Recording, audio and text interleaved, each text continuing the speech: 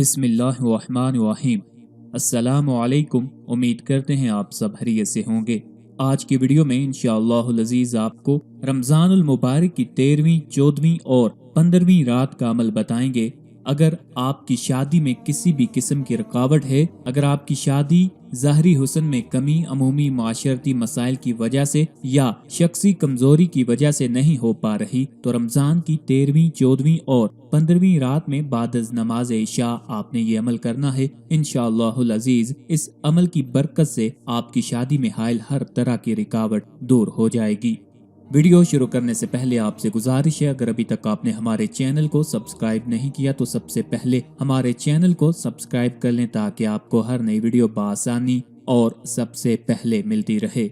इस माह मुक़द्दस यानी रमज़ान करीम में अल्लाह ताला की बारगाह में हिरात व बरक़ात का मौसम जोबन पर होता है। लिहाजा यकीन कामिल रखें कि अल्लाह ताला इस मुबारक मौसम और महीने में हमारी मग़फ़िरत के साथ साथ हाजात व मक़ासद के लिए की गई दुआएं भी कबूल फरमाएगा। अगर किसी की शादी ज़ाहरी हुस्न में कमी, अमूमी माशरती मसाइल की वजह से या शख्सी कमजोरी की वजह से नहीं हो पा रही, तो वो रमज़ानुल मुबारक की 13वीं, 14वीं और 15वीं रात में बादज़ नमाज इशा सलातुल हाजात मसनून यानी 2 रकत नमाज पढ़े और उन 2 रकात में कोई भी सूरत पढ़ सकते हैं। सलाम फेरने के बाद एक तस्बीह दरूद सलाम की पढ़ें और 19 बार बिस्मिल्लाह शरीफ मुकम्मल पढ़ें। उसके बाद सूरह फातिहा पढ़ें और इसका सवाब नबी करीम सल्लल्लाहु अलैहि वसल्लम, अहले बैत, खसूसन शुहदाए बदर को एसाल करें और अपने मकसद के लिए दुआ करें। इसके बाद अपने नाम के इदाद के मुताबिक या अल्लाहु या लतीफू का विर्द करें।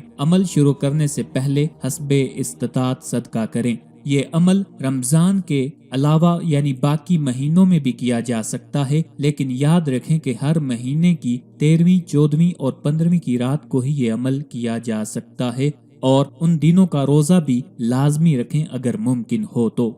अमल के दिनों में हर किस्म के गोश्त से मुकम्मल परहेज, खाना सिर्फ घर का पका हुआ और बकसरत इस्तगफार करें। वज़ाइफ की कामयाबी में कम बोलना, कम खाना और कम सोना बहुत अहम है। खसूसन गीबत, चुगली और झूठ अमल की तासीर खत्म कर देते हैं और नमाज के फराइज की पाबंदी तो बहरहाल लाजिम है। किसी भी वजीफा की कामयाबी में नमाज की पाबंदी करना बहरहाल लाजिम है।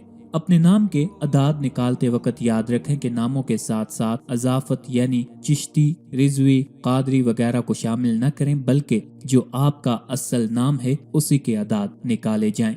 नाम के अदाद कैसे निकालें, आपके सामने यहाँ पर एक चार्ट आ रहा होगा। यहाँ हर हरफ को एक महसूस अदद दिया गया है। सबसे पहले आप इस तख्ती के मुताबिक इन हरूफ के अदाद को ज़हन नशीन कर लें। अगर आप अपने नाम के अदाद निकालना चाहते हैं तो आप इस चार्ट से मदद ले सकते हैं।